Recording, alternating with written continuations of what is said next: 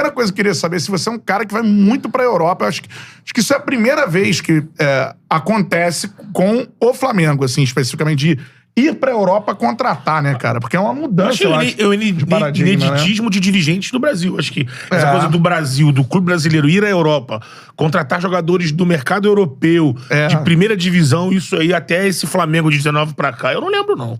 Tem alguma história que você pode contar, assim, que impressionou pra você da grandeza do Flamengo? Você chegar na Europa e tá representando o Flamengo, de repente você fala, cara, esse cara tá conversando comigo aqui, ele sabe da grandeza, do gigantismo do Flamengo. Assim, eu acho que no começo, em 2019, você tinha, talvez, sei lá, algumas barreiras ou uma desconfiança maior.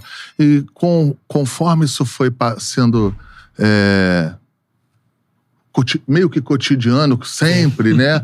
Isso aí começou a melhorar muito. Quando a gente chega e começa em janeiro de 19 o processo de contratação do Rafinha, de um jogador do Bayern de Munique, que em janeiro não foi possível, mas que em dezembro foi possível. Quando você chega no meio desse semestre de 19, a gente começa a entender que poderia contratar o Felipe Luiz, que era um jogador da seleção brasileira, que ia disputar a Copa América, que era do Atlético de Madrid.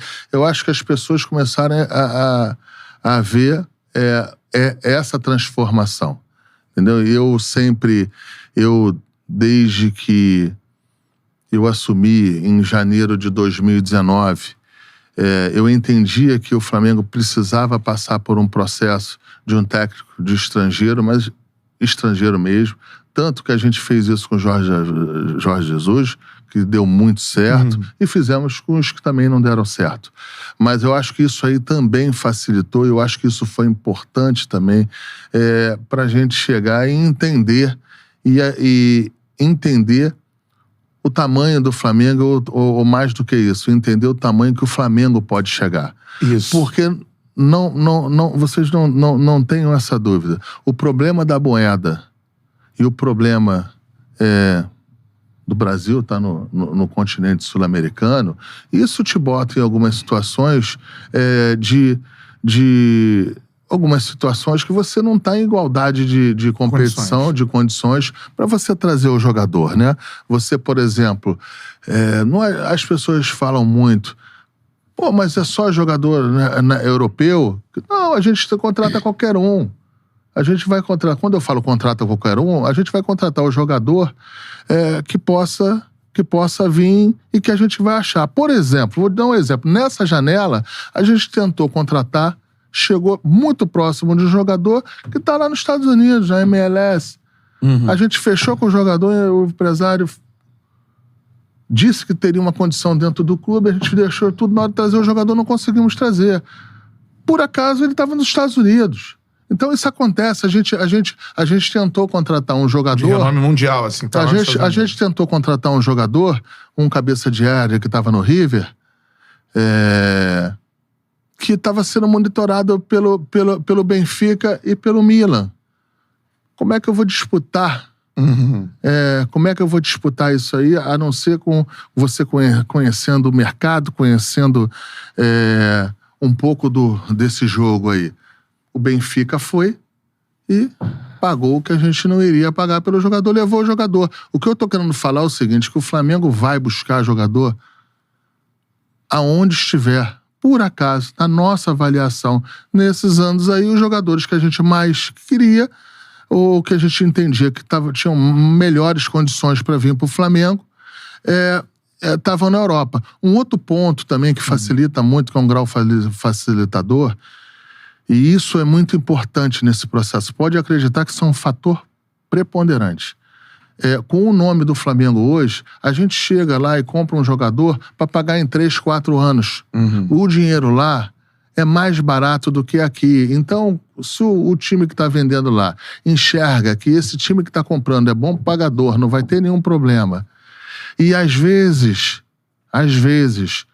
não vende o jogador todo, vai ficar com a ponta de um percentual. E o Flamengo ainda é um jogador, uma vitrine para o futebol mundial, ele chega, vende o jogador pra gente, por quê? Ele sabe que vai receber, ele tem um dinheiro um pouco mais barato e ainda tem um percentual que pode ser valorizado. Por exemplo, o maior exemplo que eu te dou desse aí, o maior não, mas um bom exemplo, é o Gerson. O Flamengo foi lá, contratou o Gerson mais barato do que a Roma tinha contratado. Ele não tinha jogado na Roma, ele tinha jogado no segundo ano. Jogou pouco, foi pra Fiorentina. A gente pegou ele no final dessa temporada da Fiorentina, quando ele estava voltando pro Roma. Pois bem, a gente comprou o jogador e a Roma ainda ficou com 10 ou 15% do jogador, não me recordo aqui. Quando a gente vendeu agora... Pra França. Ele recebeu 10% ou 15% em cima do valor que a gente vendeu pra França. Então foi bom pra Roma. A Roma recebeu tudo o que deveria receber, ou que está dentro dessa situação. Quando você vira isso aqui pro mercado da América Latina, você não consegue essa fotografia. Não consegue. Por dinheiro aqui é mais caro, você vai pra Argentina. Tem 15%. Por obrigatoriedade pro jogador. 10% do sindicato. Lá, se tu não pagar o dinheiro do sindicato, esquece. O jogador é um pouco mais barato? Sim, pode ser mais barato. Só que aí você vai entrar num risco, um jogador que ainda não demonstrou. Isso. Tem que se provar, né?